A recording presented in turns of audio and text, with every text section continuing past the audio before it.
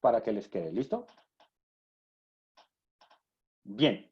Entonces, el problema habla de la demanda de agua embotellada en la ciudad, durante la temporada de huracanes en la ciudad de Florida. ¿Ya? Y él quiere, la persona encargada de la planta quiere estar seguro de que el proceso de 1 galón esté funcionando bien. ¿Qué quiere decir que, que esté funcionando bien? Pues que las botellas efectivamente tengan 1 galón. ¿Listo? Y entonces lo que hacen es que van a tomar una muestra aleatoria de 75 botellas, ¿ya? Y esos 75 botellas están en el fichero de medición que ya previamente enviamos, que se llama Water, y sobre ese hay que responder unas preguntas. Primera, si existen o no pruebas de que los datos sigan una distribución normal. La segunda, pues es hacer una estimación puntual insesgada de varianza mínima. Y la tercera, pues hacer una distribución puntual insesgada de la varianza mínima a de la varianza poblacional. ¿Listo? Entonces, bien, el cuento acá viene a que la primera pregunta, ¿sí? La primera pregunta es importante y es como la que quiero que trabajemos acá en detalle.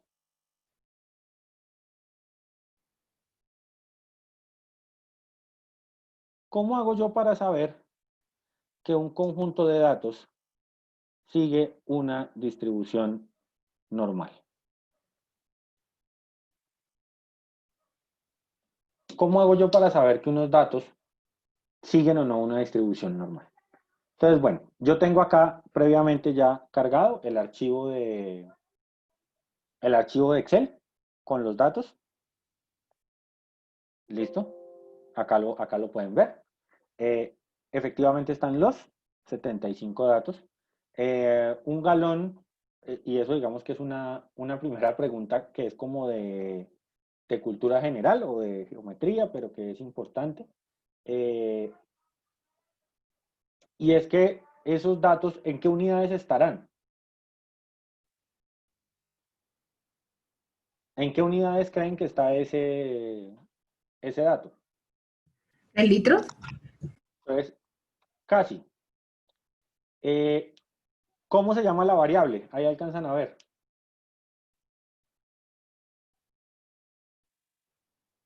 ¿Son galones?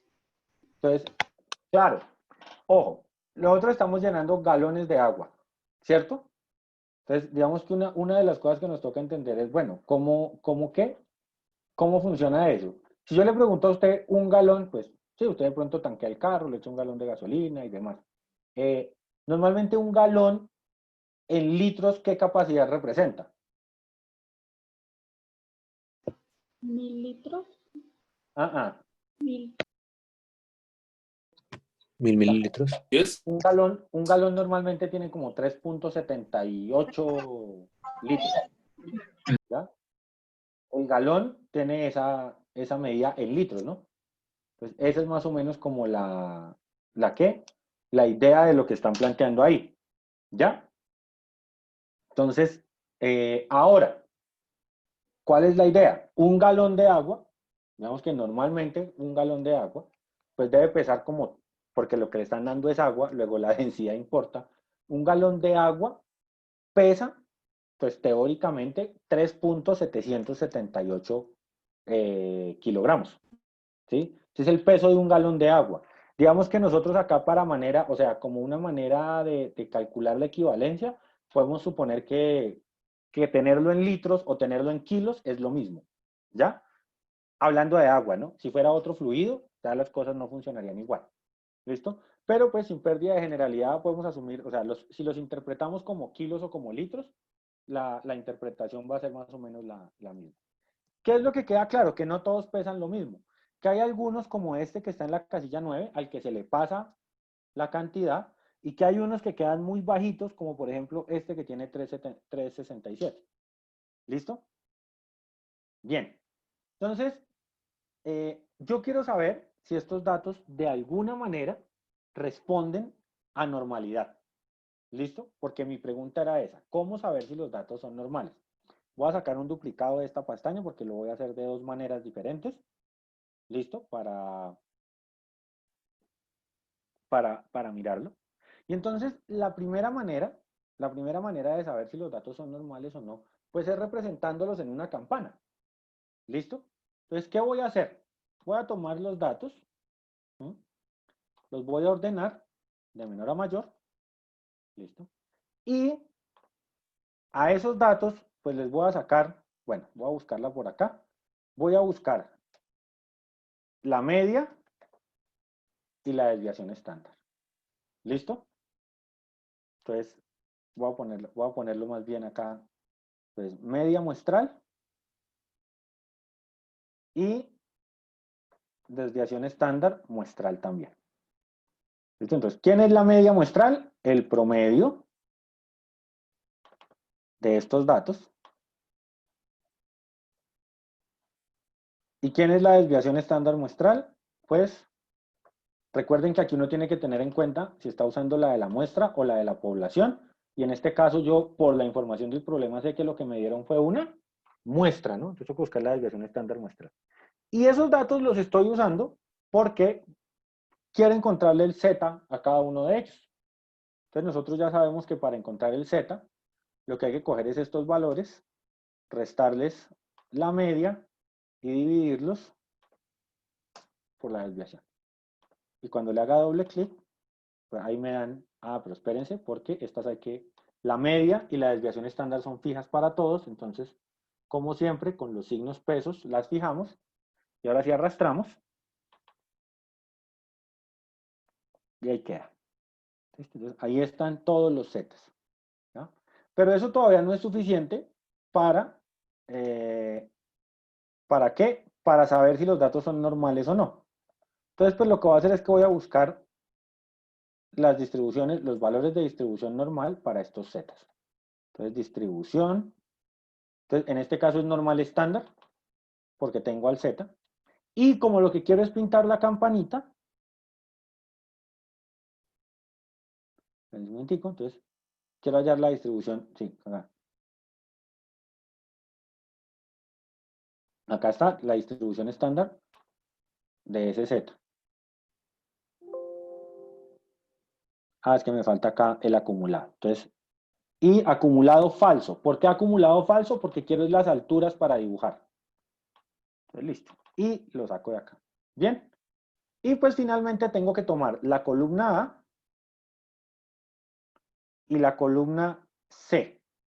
Con esas dos columnas seleccionadas, vengo y hago un gráfico de dispersión.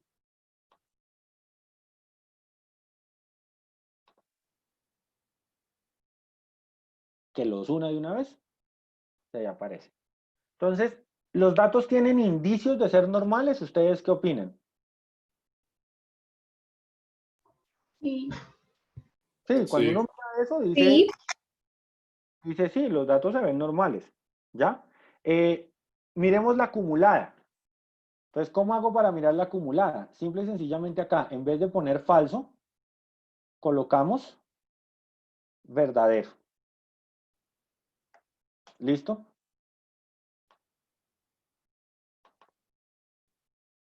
Y de inmediato cambió. Esa función también tiene pinta de ser la función de densidad acumulada de una distribución normal.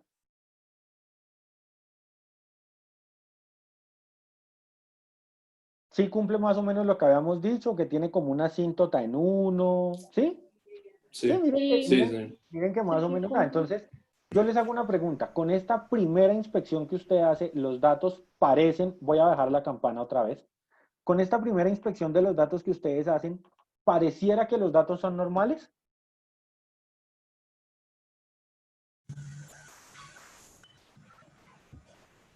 ¿Qué opinan? O sea, la pregunta, volvamos a la pregunta del libro. ¿Los datos siguen una distribución normal? Sí. Pues digamos que con esta primera, sí. a través de la imagen sí. Entonces, esta es una primera manera. Yo miro la imagen y la imagen dice, eso tiene pinta de normal. Sin embargo, algún estudiante podría decir, profe, pero yo podría tener una binomial y que el dibujo sea parecido. Sí, voy a hacer un ejemplo rápido. Y era el de los dados. ¿Los recuerdan? Entonces, suma y frecuencia. Entonces, un dado puede tener sumas del 2 hasta el 12. Y esas sumas pueden aparecer 1, 2, 3, 4, 5, 6, 5, 4, 3, 2 y una vez. Si yo grafico esto con el mismo gráfico, el dibujo me va a dar parecido. No igual, pero parecido. ¿Mm? Solo que no me da tan bonito como la normal. O sea, la curva no me da igual. Pero mire que a ojo yo digo que eso más o menos funciona. De hecho, yo podría venir, voy a hacer aquí un cambio. Esta de acá va a ser F minúscula. ¿Ya? Voy a calcular las probabilidades. Porque las probabilidades, bueno, voy a coger cada uno de estos valores y los voy a dividir entre 36. ¿Mm? Finalmente son 36 salidas que tiene el dado. Profe, pero esos datos, ¿de dónde los sacaste? No, estos son de un dado. O sea, cuando Ah, tú ok. lanzas en el parqués un dado, ¿de cuántas maneras puedes obtener un 2?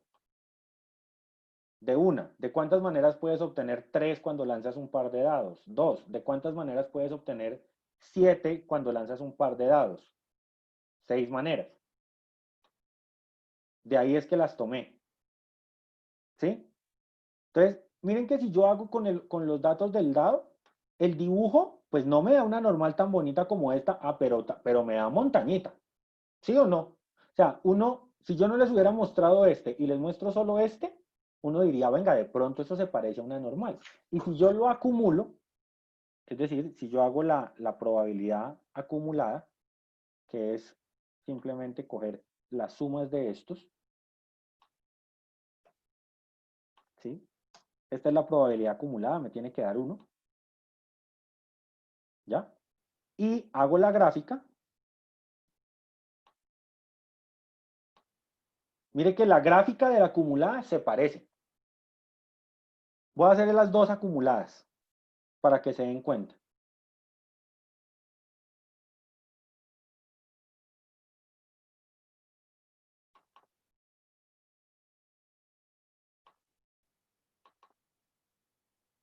Miren que si yo las veo, las dos tienen la misma forma. Entonces, ¿por qué les estoy haciendo? Nosotros teóricamente sabemos que esta binomial, no se puede, esta distribución de acá no se aproxima a una normal, pero se parecen.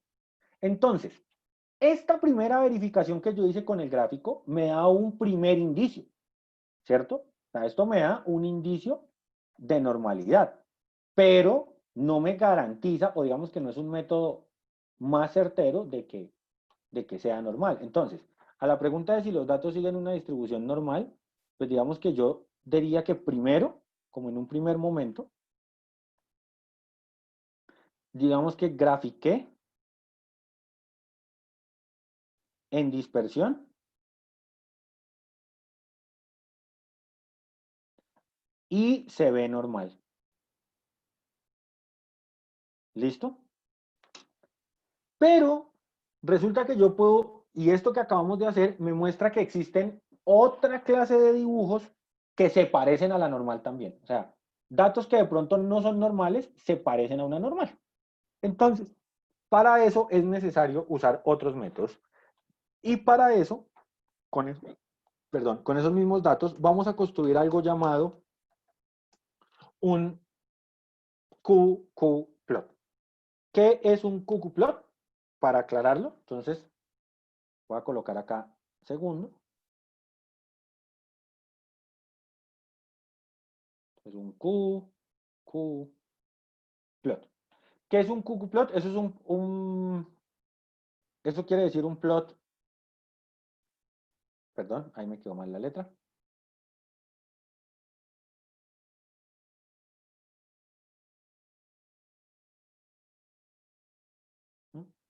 Entonces, digamos que ese dato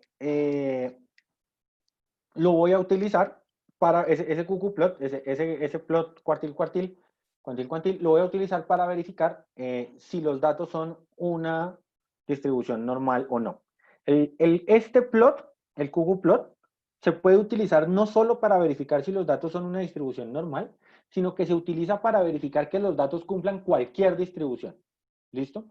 Y el principio es que él va a construir una línea. ¿Cuál es la idea de un cucuplot? En un cucuplot usted tiene una línea, ¿ya? Y va a calcular unos datos por las medidas de posición, y si los puntos están sobre la línea, se ajusta a la distribución. Si los puntos no están sobre la línea, no se ajusta a la distribución. ¿Listo? Esa es como la diferencia. Entonces, para hacer vamos a hacer el plot en Excel.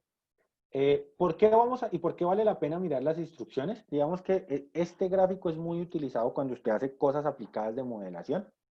Y normalmente cuando usted busca en los libros información sobre el cucuplot, los libros siempre lo mandan a usted un programa estadístico que se lo haga. Que se lo haga SPSS, que se lo haga R, que se lo haga Stata, ¿ya? Entonces, siempre en todos los libros hay referencia que hay un software estadístico que hace la gráfica. Y entonces esas gráficas se vuelven como una cosa mágica que pasa allá debajo de una caja negra y uno no entiende muy bien. Entonces, por eso es que vale la pena hacerla, y pues vamos a aprender a construir la gráfica en Excel. ¿Listo? Entonces, ¿cuál es el primer paso? El primer paso para construir la gráfica en Excel es ordenar los datos. ¿Listo? Entonces, voy a ordenar de menor a mayor. ¿Ya? Entonces, ese va a ser el primer paso. Ahora, ¿ya? Lo que voy a hacer es obtener la jerarquía o el puesto de cada dato. ¿Listo? Entonces, esto tiene dos maneras de hacerse. Primera, pues, ¿cuál es el puesto de ese 3.57? Primero, El 1, ¿no? Y pues yo podría poner acá el 2, y podría poner acá el 3. O sea, yo lo podría hacer a mano, ¿cierto? ¿Sí? Yo podría hacer esto a mano. No hay ningún problema. Pero Excel tiene una herramienta que me pone los puestos, y la vamos a aprender el día de hoy. Entonces, esa herramienta se llama jerarquía. ¿Listo? Entonces, ¿cuál es la idea? Usted va a buscar la jerarquía de este valor. Entonces, primero, el valor al que le quiere hallar la jerarquía. Luego, los datos de referencia. Y los datos de referencia son todos estos, ¿no? O sea, lo que usted quiere saber es qué opuesto ocupa A2 entre esas celdas. Y en el orden, pues él le dice si descendente o ascendente. Yo lo quiero de menor a mayor, o sea, ascendente. Y pues eso me dice que ese valor es el 1. Como siempre, este A2 no va a cambiar, entonces lo fijo. Y A76 no va a cambiar, entonces lo fijo. Y arrastro. ¿Cuál es la diferencia entre el ranking y lo que yo estaba haciendo? ¿Se acuerdan que yo empecé a poner, dije, este es el primero, este es el segundo, el tercero, el cuarto, el quinto, el sexto, el séptimo? Mire que acá no está.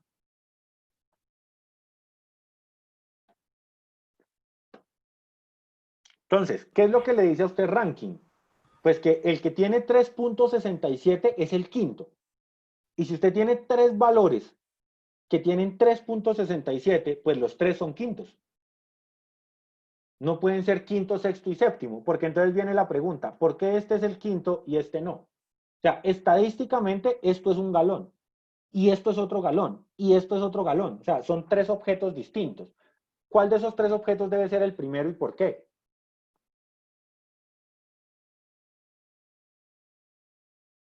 ¿Sí ven que uno no tiene como, o sea, ahí uno diría, bueno, ¿yo a quién le asigno el primer puesto? ¿A nadie? No puedo hacerlo porque no tengo la posibilidad. Entonces, por eso esta herramienta ranking,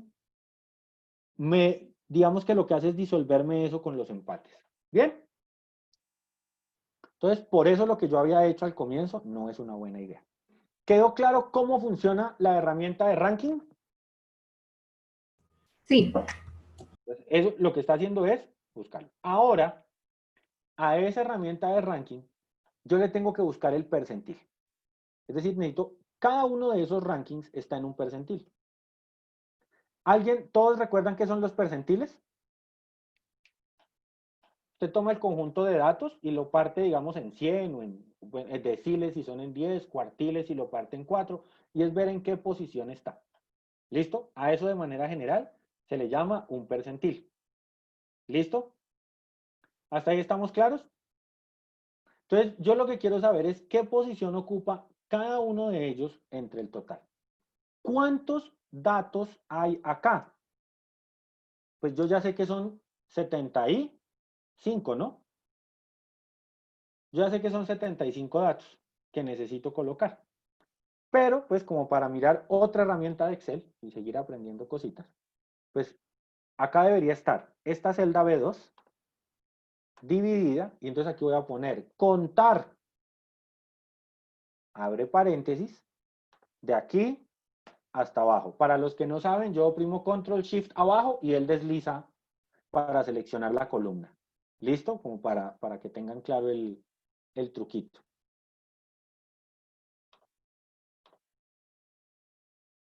Espérense un momentico, yo hago. Ahí escuchamos un poquito mejor.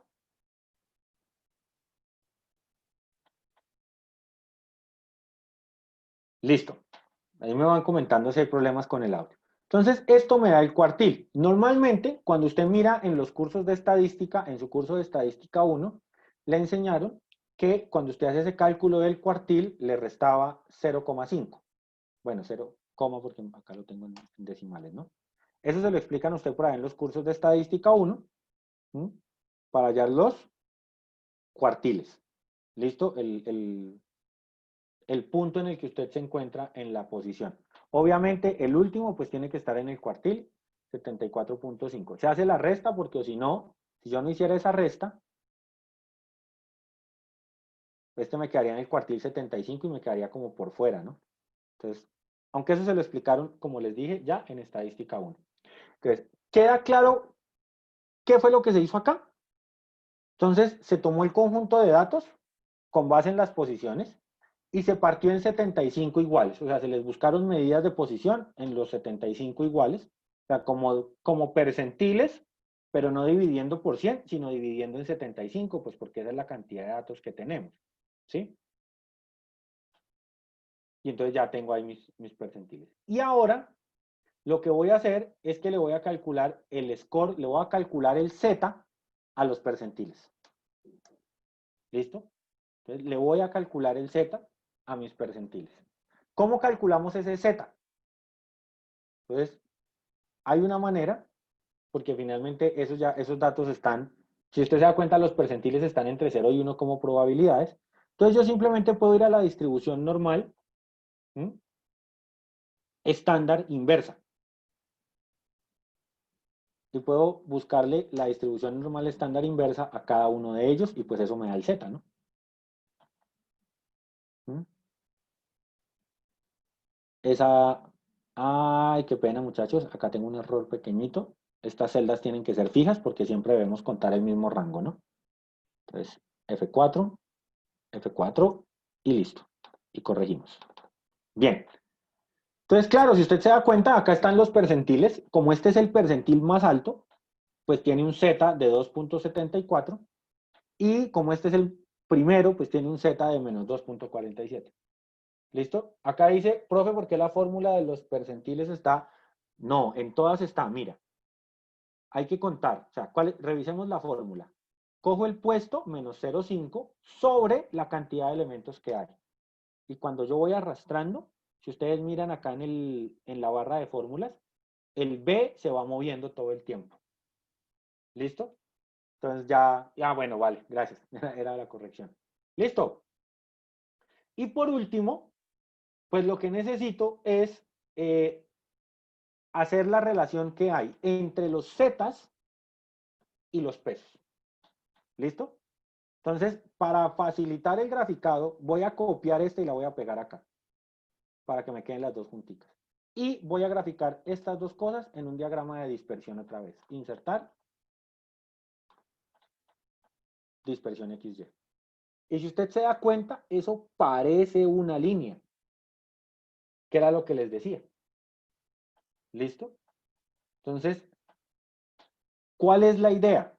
Normalmente, la recta de ajuste, ¿sí? Yo sé que ustedes saben que se puede colocar uno puede colocar la línea de tendencia de los datos acá. Uno le da clic derecho y él le dice agregar línea de tendencia. Lineal. ¿Listo? Entonces, no sé si la logran ver, ahí se ve una línea punteadita. Y si usted se da cuenta, casi todos los datos están pegados sobre la línea. Entonces, ¿cómo se lee un cucuplot? Si los datos se ajustan a una distribución normal, cuando usted haga esto, ¿no?, los ejes o los puntos pues deben de una u otra manera mantenerse en la distribución que yo asumí. ¿Ya? ¿Por qué sé que lo estoy probando con una distribución normal? Ah, porque es que yo acá en el eje X puse unos zetas que los obtuve de la distribución normal estándar inversa. ¿Listo? Entonces, estos datos que tengo acá, ¿se parecen a una distribución normal? Sí, se parecen a una distribución normal. ¿Listo? ¿Por qué? Pues porque están ajustándose a la línea. ¿Ya? Entonces, siempre que eso suceda, uno va a asumir que los datos están distribuidos normalmente. ¿Ya? Y esa es digamos que este es el diagrama como estadístico que pues es un diagrama que le da a uno una prueba un poquito mejor de que los datos son normales, ¿vale? Para que sea un poquito más significativa la cosa y podamos tener otra referencia, voy a repetir este mismo ejercicio. Entonces, para eso voy a copiar y pegar celdas, básicamente, ¿para que qué? Para que no nos quede tan complicado. Voy a repetir ese mismo ejercicio con los datos que dijimos ahorita que no eran normales. ¿Listo? Entonces, para que nos quede esa parte clara. Entonces voy a copiar esto acá, tal cual. Pero en vez de pesos, voy a poner las salidas del dado. Entonces, ¿cuáles eran las salidas del dado? 2, 3, 3, 4, 4, 4, 5, 5, 5, 5. Entonces debe haber, el 5 debe salir 4 veces. El 6 debe salir 5 veces. 1, 2, 3, 4, 5. El 7 debe salir 6 veces. 1, 2, 3, 4, 5, 6 veces. Y acá empezamos. El 8 debe salir 5 veces. 1, 2, 3, 4, 5. Luego el 9. 1, 2, 3, 4. Luego el 10, que debe salir 3 veces. Luego el 11, 2 veces. Y luego el 12, una vez. Y ahí están los 37 datos. Y de ahí para abajo, pues borramos, ¿no? Entonces rectifiquemos acá el ejercicio. Entonces necesito calcular el puesto. Solo que el puesto ahora va a ser referente a esta columna de acá. Y pues ya no tiene que ir hasta el 76, sino tiene que ir hasta el 37 nada más. ¿Listo? Para calcular el score. Y volvemos a correr los puestos. Entonces miren que ahí están los puestos que teníamos, ¿ya? Estos pues son los percentiles, ¿ya? Obviamente en la fórmula del percentil, esto ya no va hasta 76, sino hasta 37. Espérense, la cambiamos en el primero. Entonces sigue siendo ese valor que venía, pero este contar pues ya no es de acá, sino de acá. Y pues ya no va tan abajo, sino hasta el de acá. ¿Listo? Damos Enter. Y corregimos. Ahí ajustaron los percentiles. ¿Ya? Y finalmente, pues cojo estos datos de acá, los copio y los pego. Y hago el mismo diagrama. Pues cojo estos zetas y los llevo a un diagrama.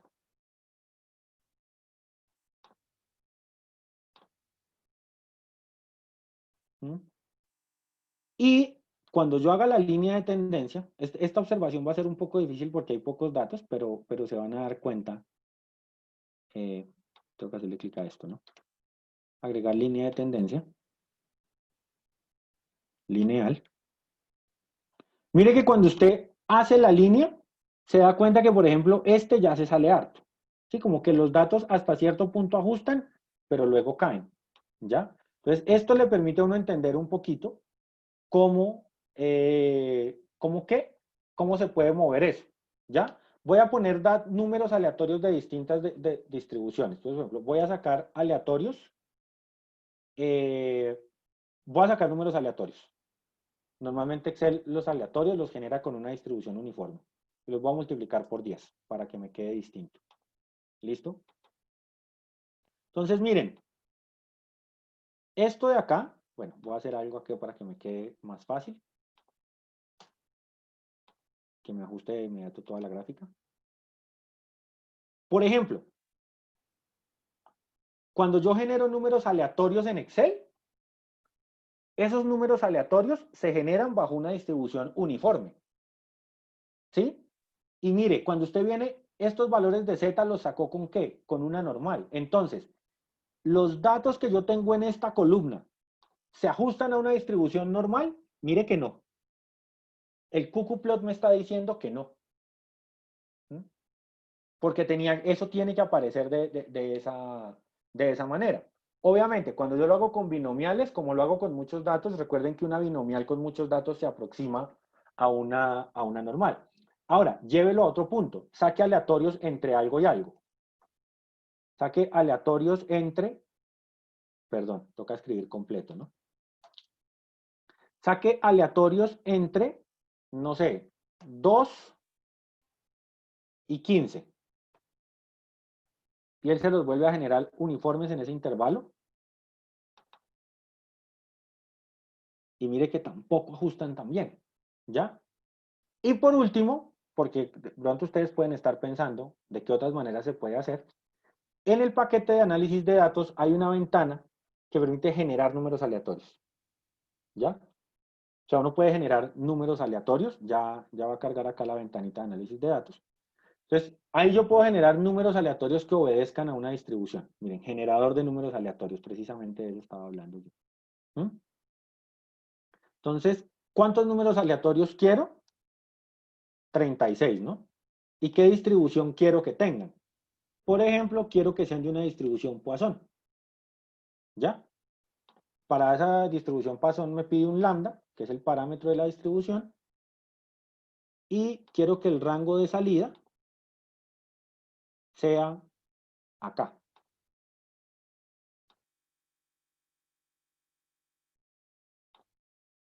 ¿Listo? Y ahí me los reemplazó. Ahí saco unos aleatorios Poisson y miren que eso ni se parece. ¿Ya? Saquémoslos de otra distribución. ¿Sí? Saquemos números de otra distribución. Por ejemplo, de una binomial. Obviamente en la binomial él me cambia.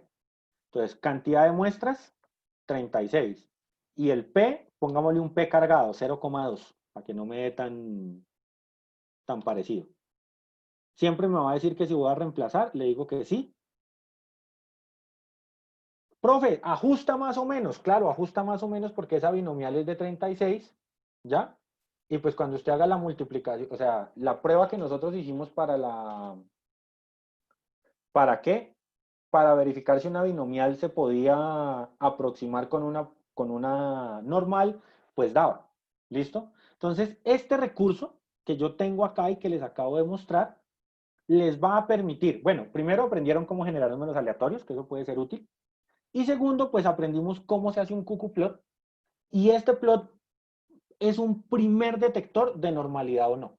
Entonces, si usted me pregunta a mí, cada vez que yo recibo un paquete de datos que no conozco, que estoy explorando por primera vez, y me piden determinar si ese paquete de datos tiene normalidad o no, aunque existen unos test de normalidad, que eso lo vamos a ver más adelante, lo primero que yo hago es un ggplot para descartar, porque el ggplot me va a dar ya una intuición muy grande sobre los datos. ¿Quedó claro cómo construir esta gráfica para darle como una segunda versión a esta versión de normalidad?